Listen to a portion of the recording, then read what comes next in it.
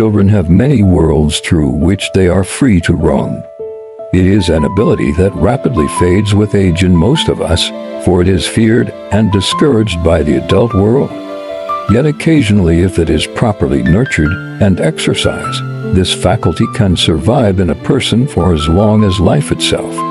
My childhood was spent in a little market town named Ballyrowan on the border between Northern Ireland and the Irish Republic. It was also a smuggling town and a recruitment and training center for the era, but none of that mattered to me. Ballyrowan was simply my world, the only place of which I had any direct knowledge. It had a river where you could swim in the summer and woods where you could play chasing games and cowboys and Indians. A graveyard where you could play ghosts and vampires in the winter evenings, and lots of derelict and abandoned farmhouses on the outskirts where you could play king of the castle or knights and dragons or house if you were a girl. There were a few adults around, including my father and mother, but they didn't count for very much, and we only interacted with them when we needed something or when they had demands to make of us, such as going to school or going to bed or looking after little brothers. They weren't of any real significance in our lives. All, that is, except one, the old man we called the Rainbow Man.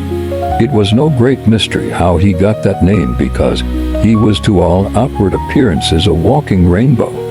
He had an obsessive love of brightly colored pieces of cloth, the brighter the better, and gaudy costume jewelry of all kinds, and knowing this, people would give him their unwanted garishly colored curtains or chair covers or scraps of fabric, or the play jewelry that their children had outgrown, partly out of kindness and partly out of curiosity to see what use the Rainbow Man would find for them. For the Rainbow Man was an artist, and his canvas was himself.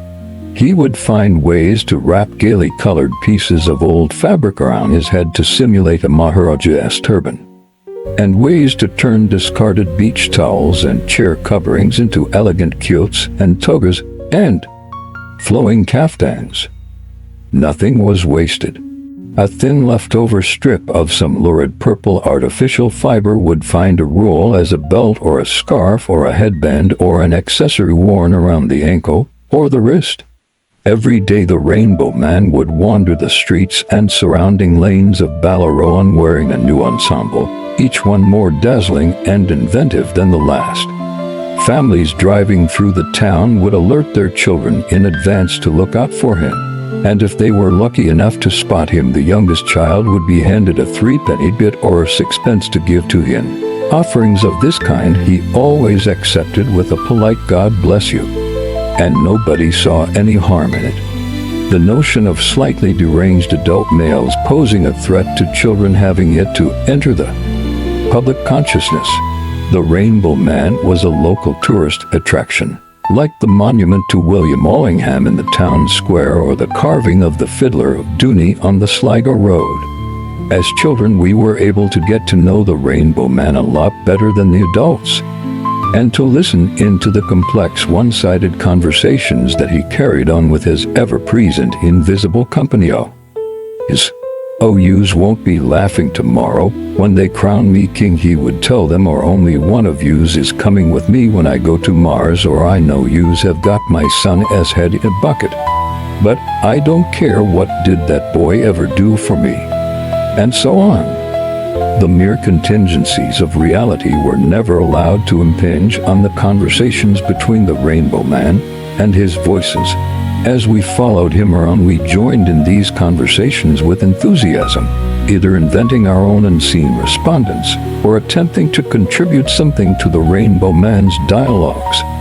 Occasionally he would acknowledge our presence also, and he was never lacking in courtesy even to the youngest of us, but usually he was too preoccupied with some more ethereal exchange of his own to pay us very much heed. With the passage of time and under the influence of his fine example, we developed our own techniques of communication with the unseen world, and tried to create voices with particular interests and attributes and consistent personalities. The people I spoke to included Saint Francis of Assisi, whose life we had been learning about it. school a robot space traveler from a remote galaxy, and a beautiful fairy princess who could sprinkle me with stardust that enabled me to fly like Peter Pan and Wendy. The fashion for children to carry on conversations with their invisible companions spread rapidly through the 9 and 10-year-old age group in Ballyrowan. Fathers, and particularly mothers, started to become alarmed, and the phenomenon became talked about in the local Women's Institute and obscure subcommittees of the Roman Catholic Church. Inevitably, the Rainbow Man became ostracized, no longer to be accepted or encouraged by respectable society in Ballyrowan. Unwittingly, our mimicry of the Rainbow Man's interesting affliction had sown the seeds of his destruction. Madness in a literally colorful vagrant might be viewed as quaint, but if it was of a contagious kind that infected the children of the town, then it had to be viewed as an evil. Alarmed mothers forbade their offspring to talk to the Rainbow Man, or to themselves, or to have anything more to do with him. The flow of threepenny bits and sixpences diminished to a trickle, as did the gifts of cloth and baubles from previously well-meaning members of the adult community. Of course, there were children who still managed to smuggle scraps of food to the Rainbow Man, rather in the manner of Red Cross parcels for political prisoners. And sometimes they even managed to get him what he seemed to hunger for, even more, his beloved scraps of brightly colored cloth. But with the odds so heavily stacked against them, those responsible for these kindly acts of insubordination were quickly brought into line. The Rainbow Man was seen less and less in the streets of Ballyrowan. When he seemed subdued and less colorful, his retinue of children missing, his dazzling attire slowly fading to pastel due to non-renewal and the slow accumulation of dust and grime. He spoke more quietly to his voices and walked more slowly, unable to comprehend the reasons for the sudden change in his fortunes. Then came the inevitable.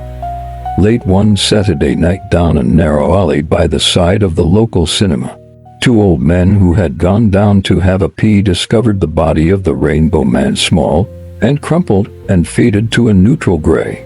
From the loudspeakers behind the screen, powerful and distinct voices filled the night air, but the Rainbow Man was no longer able to hear them. But those who have never lived are in the end the hardest of all to kill. And in the minds of that uniquely privileged generation of Ballyrowan's children, at least some of the voices lived on and grew stronger with every passing year, until they moved up to populate the pages of 100 novels and 1,000 stories, and thus became immortal.